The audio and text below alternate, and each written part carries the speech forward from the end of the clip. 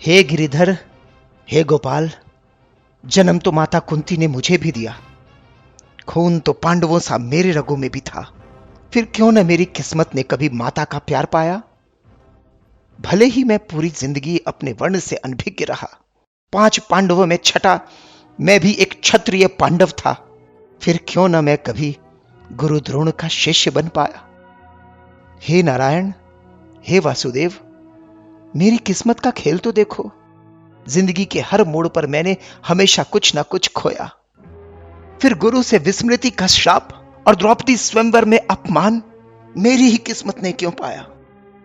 हे हरि, हे यशोदानंदन, अगर आज मैं इस युद्ध भूमि का हिस्सा बन पाया तो सिर्फ मित्र दुर्योधन की कृपा से।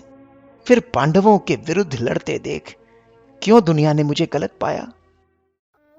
हे अंगराज कर्ण, जीवन जीने का अधिकार तो मेरा भी था।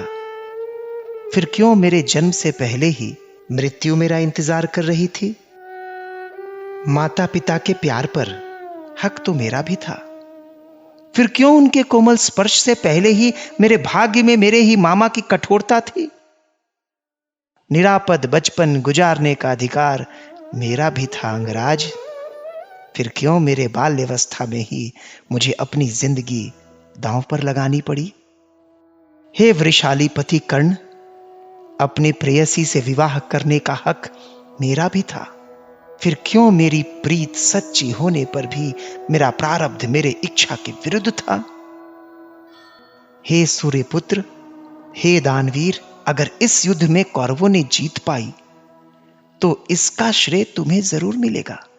पर अगर अंत में पांडवों की जीत हुई तो इस यशोदानंदन को सिर्फ इस युद्ध को उकसाने का दोष मिलेगा। हे श्रेष्ठ योद्धा, इस दुनिया में ऐसा कोई व्यक्ति नहीं जिसके जीवन में कठिनाइयों से भरी चुनौतियां नहीं। जिंदगी ने हमारे साथ कितना अनुचित किया, कितना अपमान किया, यह महत्वपूर्ण नहीं। अगर कुछ महत्वपूर्ण है तो उस समय हमने उन परिस्थितियों पर कैसी प्रतिक्रिया दी, यह महत्वपूर्ण है। जीवन में यदि कुछ सत्य है तो वो है धर्म।